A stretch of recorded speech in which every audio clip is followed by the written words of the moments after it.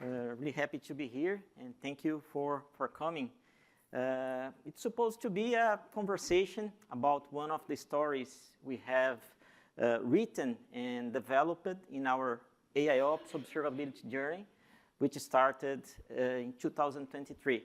So happy to share with you, and please feel absolutely free to raise your questions at the end, and I will be happy, to have additional conversations to exchange knowledge, information with all of you. Well, so let's start. I think we. Oh, there. Oh, great. Am I right? Do you know those guys? Who here know those guys? Oh, that's great.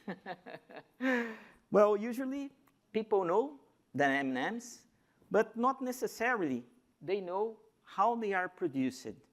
And the story we're going to share today, it's a little bit about how they are produced. They are part of, the cocoa production and the chocolate production as well. And typically, from the cocoa farm to the consumers, we have a 5-stage, macro process with the cultivation and harvest of the fruits, then the fermentation and drying, and they go to the raw material industry where cocoa is processed and generates 2 key ingredients for the chocolates, cocoa butter and liquor. And then those ingredients, those raw materials, go to the stage D in the chocolate manufacturing industry. There, we're going to have basically 3 major steps: refining, counting, and tempering. And together with milk, sugar, and other ingredients, we're going to have the chocolate ready to be used in the manufacturing lines. And once the chocolate is produced with such ingredients, we have the distribution at the end of the chain, and it will arrive, at the stores. It will arrive at the people's houses, and you make a lot of people happy when they are able to be consumed. We have employed AI, especially in the manufacturing and distribution stages here, manufacturing distribution process here. There are some use cases. To illustrate what we have done, I'm going to share one of you, but we can talk more, later, and you can have a wider understanding on what's happening on this field. So, moving forward, I'm Luis Fraga. I joined Mars in 2012, so 13 years ago, in 2 moments, and I have worked in different teams and areas, in the governance, in service management, in the infrastructure, more specifically in cloud. And since 2023, I'm responsible for the AIOps and more recently data protection architecture, and we launched the AIOps program, setting the strategy, selecting the good solutions, and Datadog was chosen to be our core solution, and the implementation itself. So we have about 1.5 years running Datadog, and more specifically 1 year in live systems. So it's been a fantastic journey. And besides the M&Ms, do you know such brands? So the company Mars, we have 3 major business segments. We have the snacking, with a lot of, very famous brands and delicious products. We have pet cares, also delicious for your dogs, cats, fishes, right? Mine, I have 2 cats, and they love Dreamies, for example, and Whiskas. So every Sunday, I used to give them a very special Whiskas edition, and it's the highest moment of the week with them. And we have also the food and nutrition segment. So they are our 3 core segments, and it's important to mention that in the pet care area, we have also veterinary hospitals like Banfield, VCA, and Anicura, mainly in Europe, okay? It's not the content for today, but Mars has also developed a lot of digital products in the pet veterinary diagnostics area with some very interesting AI products. You can talk to some of the guys that are here to get more details about it. That's right. So, a little bit more about Mars. It started back 1911 when Frank Mars, our founder, prepared the first candies in his kitchen in Tacoma, Washington. We operate in more than 80 countries around the world, almost 400 sites, more than 2,500 hospitals around the world. We are a family-owned company, which is very interesting. It's a private company, not a public one. Last year, we have about $50 billion in net sales, and Mars employs about 150,000 associates across the world, and they are united and guided by our 5 principles. Our partners here that are used to work with us in the day-to-day, they can tell you how serious we take those principles in everything we do. So they are part of our day-to-day work. And Mars is also one of the best places to work. And one of the reasons is because we really start today the transformation, the changes that we're going to see in the world tomorrow. So that's the way we used to work. Okay. Coming back, now you know the M&Ms, how they are produced, right, and a little bit more about Mars. Let's come back to the M&Ms production. Do you know that to produce a high-quality chocolate, there are more than 50 parameters or 50 variables that can influence the final quality? So a lot of things that can influence, right? And they need to be controlled. In the past, for example, in the counting optimization, one of the processes that we showed before, right?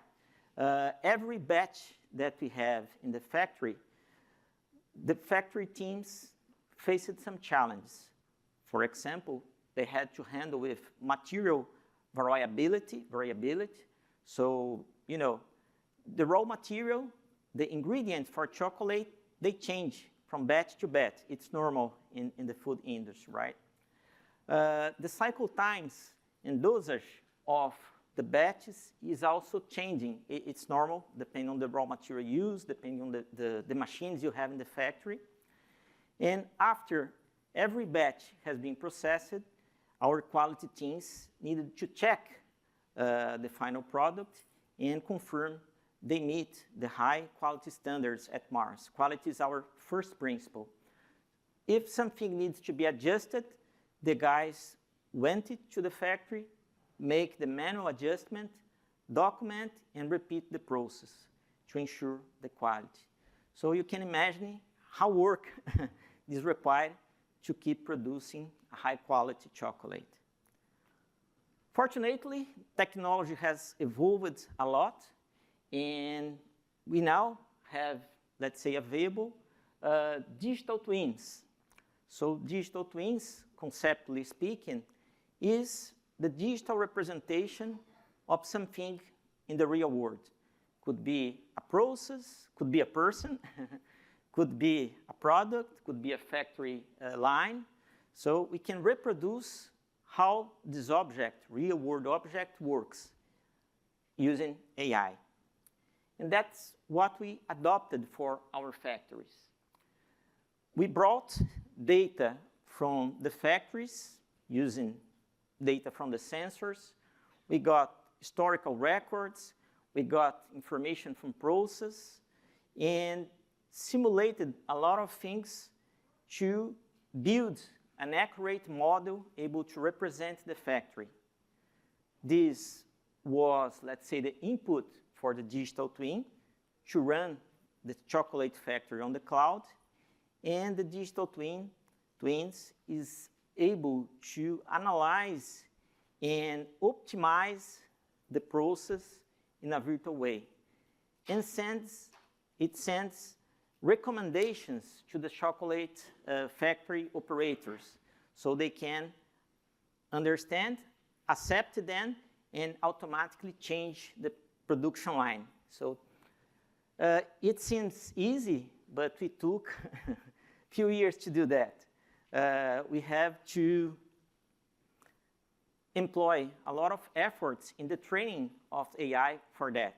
So from the more than 50 parameters that I mentioned, for example, the model was able to adjust and identify the very key ones that have more influence on the final quality and adjust them in a continuous way. In the first cases, the operators read the recommendations provided by digital twins and challenge back, oh, I think this is not the best optimization we could have. And they provided inputs to the AI, reprocessed everything until the AI learned how to produce a very good chocolate. After all, we have decades of experience, knowledge, and science behind the chocolate. And we were able to train successfully the digital twins to send out good recommendations for the factories. And then it's a continuous process. So that's the solution we have adopted in a high-level perspective. To give you an idea about how valuable it is for the chocolate production, here we have actual results for one of Mars factories.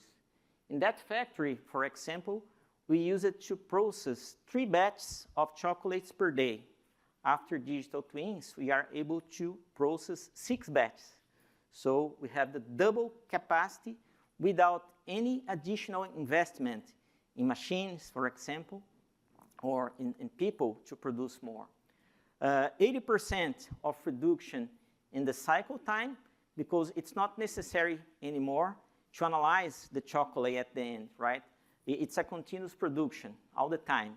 So we reduced the cycle times. We increased 50% the overall efficiency. We have more accurate and optimized usage of raw materials. And as a consequence, 50% in savings. So if you think about adopting it for all the factories around the world, it's a huge benefit, right?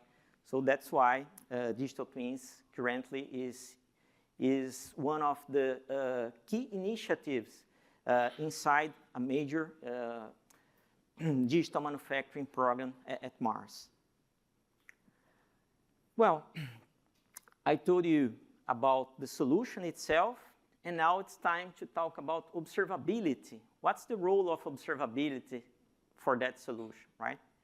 Our journey started February last year, and it's important to share with you. At Mars, we use to work in true partnership with our partners, with the companies that are collaborating with us in this journey. So we built a single team, we call internally single team. It's composed by Mars, not only the observability guys, but also people from infrastructure, from application, from security, and other areas. We have in this team our account team from Datadog. We have also our partners from Predictive and our partners from Apoena. So, 4 companies working together to deliver the observability for digital twins. So last February, we developed the MVP in partnership with Predictive. Initially, we considered 4 factories and 4 use cases. After testing and validating the observability solution for digital twins, we went live and started the continuous improvement cycle with Apoena. And we have one observability engineer engaged because, the digital twin solutions evolve all the time. So it's necessary to consider new software components, new security elements, new complexity because it's used worldwide. You're going to see the architecture soon. So we have to evolve all the time. And we create a backlog with the business-facing teams and keep observability progressing. Currently, we support 11 factories around the world and 19 use cases. And here, technically speaking, is the factory on the clouds. We have basically 3 layers. The first layer is in the factory, where we have the production line device, like sensors, PLCs, the machines, the robots, the cameras. All the data goes through the digital twins through what we call IoT Edge. So it's a, let's say, component running on a DMZ. It's composed by VMs, and we have Dockers and containers running on those VMs. Then the data is sent to an IoT hub and stored in data factory, data lakes. It generates or feeds the event hubs, and everything is consumed by Azure Logic Apps. The Logic Apps, they are, let's say, the intelligence engine of the overall solution. So they will mirror the factory, they will analyze the data, and they will provide the recommendations and send those recommendations back to the factory, where the operators can read, can understand, and can accept or not the recommendations, right? So it took time until we fine-tuned the process, so now it's flowing very, very smooth. Before we have observability, basically the former operations team, they use it to work with Power BI dashboards, collecting data from the Azure components and checking on a manual basis what was the status of the different components of the solutions. If something went wrong, they use it to engage, different teams to fix. In a moment, it was decided to get the solution deployed worldwide, right? In fact, it was designed since the beginning. And for that, operations is a crucial moment. And at Mars, we have the Global Digital Operations area. I'm part of this organization. And in that moment, we started to discuss observability in order to support digital twins 24/7 running worldwide. And we decided to invest in the implementation of the observability with Datadog to support and deliver the required reliability. So what's the value of the observability for such operation? First, we have end-to-end visibility. We know what's happening on the infrastructure components, on the application components, and on the network or connectivity components as well. A very important thing for an operational organization. Since we went live, no major disruptions, no major incidents happened because we work with prediction and prevention all the time. And Datadog gives us this possibility to us. And last but not least, observability is a key enabler for reliability, which is crucial nowadays, For example, one of the key roles in every company is SRE, and R stands for reliability. So without observability, it's not possible to have reliability. And this is achieved through the real-time performance management and continuous capacity management using the information and insights we generate with AIOps. Okay? So considering that most of you probably are familiar with Datadog, let's see how the observability actual is designed, or how it looks, right? Here I have some screenshots of the dashboards that we have. So basically, we have a series of dashboards and monitors. I'm going to share some details about the monitors with you to generate the insights we need. So in terms of infrastructure, we cover all the VMs, the Dockers, the containers, and we have a lot of monitors to observe the classical infrastructure metrics like CPU, memory, disk usage, some additional ones for connectivity, certificates, and some other aspects. In terms of infra, we have 5 layers of observability, and something real-world experience that it's important to share, right? Every detail matters when we think about reliability. So based on our experiences in the past, we put some focus on the connectivity. And it's not about having network devices up or down, or just check the bandwidth or the traditional connectivity metrics, right? But it's important to ensure that every component communicates well with others. So it involves more things when we think about connectivity. And also certificates. So I would bet that some of you have faced issues with expired certificates in your solution, right? And every time it happens, something is broken, and it takes some time to understand, figure out what happened, renew certificates, and reestablish the solution. So this is apparently a small thing, but in a complex environment, you have thousands of certificates that needs to be monitored and renewed before they expire. And so we take care of details like that in the observability for digital twins and some other cases. The IoT hubs is another core component on the cloud. So the devices are connected to the IoT hub. You can see in the picture, we have basically 3 IoT hubs, one from Americas, one from Europe, and one for Asia. In Europe, the implementation is slightly different. That's why you don't have any disconnection information in the chart.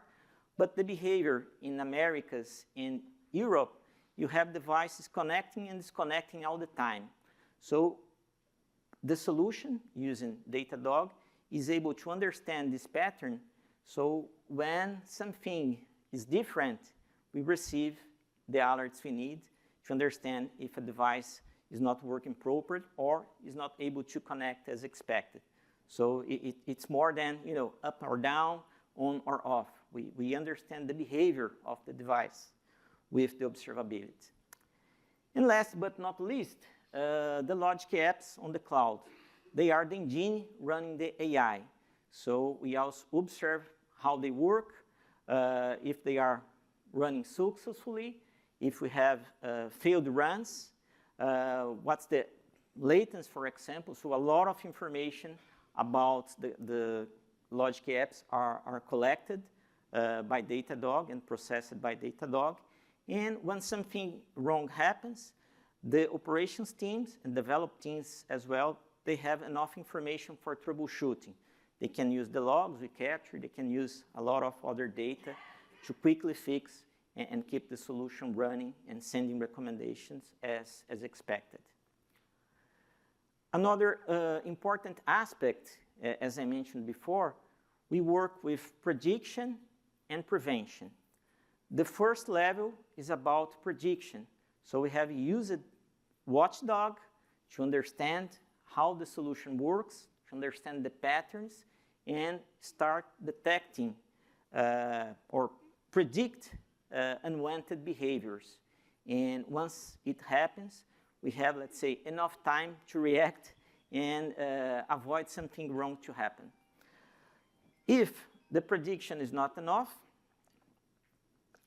oh, thank you, we work with the prevention. So we use composite monitors combining anomaly detection and some safe, let's say, guardrails, because at the end, if everything fails, right, we need the red button to press and please run and extinguish the fire before something critical happens.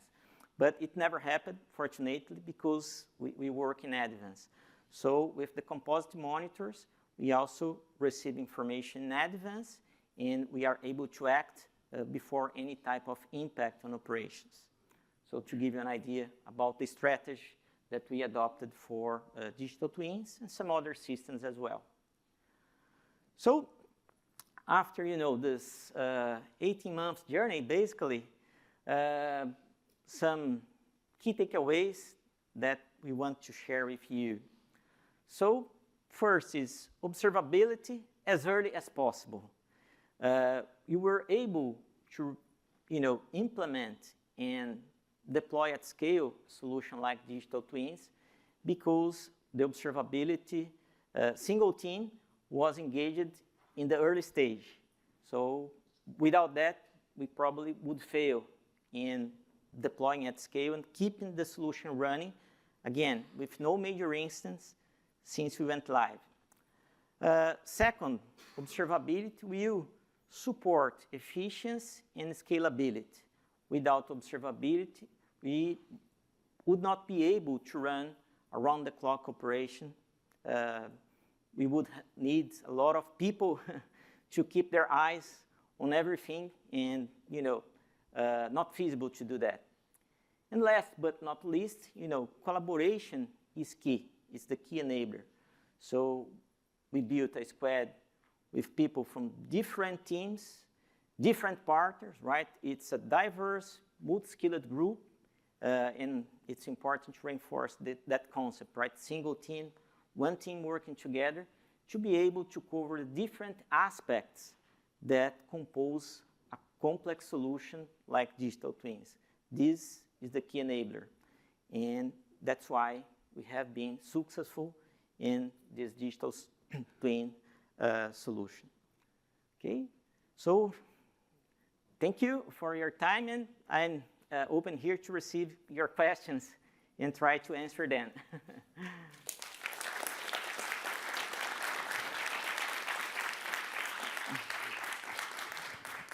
Awesome. Does anyone have any questions for Luis? Don't be shy. You can ask. Well, I've got a question then.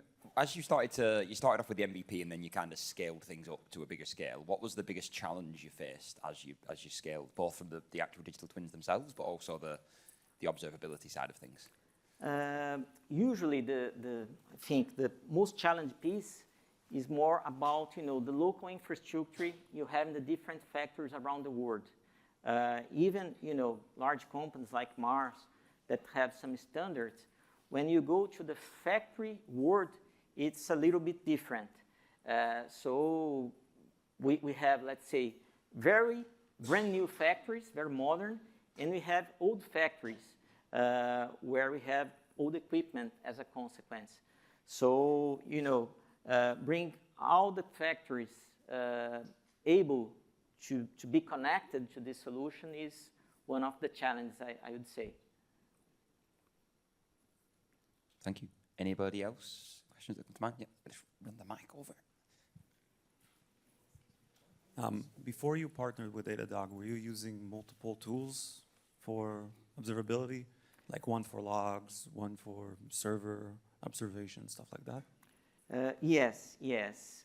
Before Datadog, we had several tools. I will not mention them, but with Datadog, we replaced 5 or 6.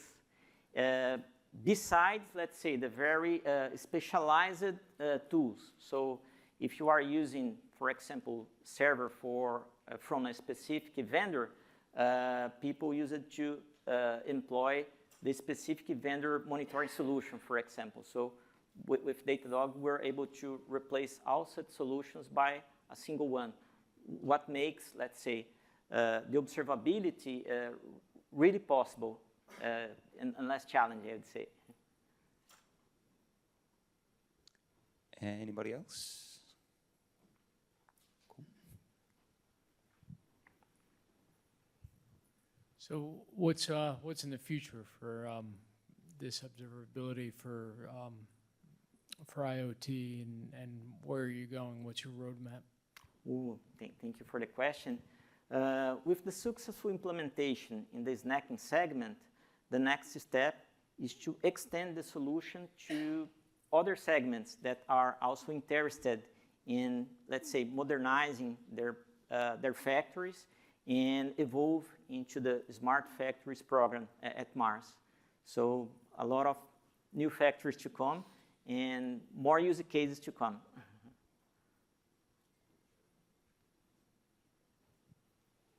Anybody else? Anyone else? Yeah,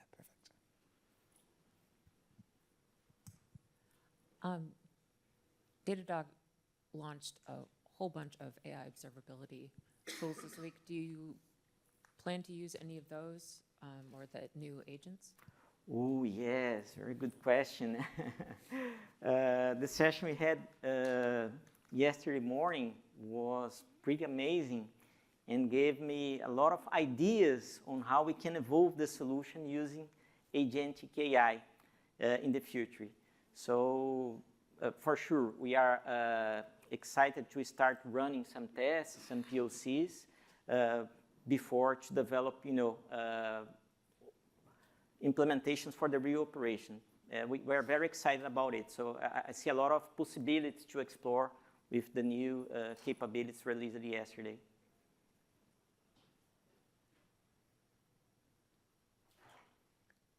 Okay, going once, going twice. Anybody else? Okay, cool. Can we get one more round of applause then, please, for Luis? Thank you.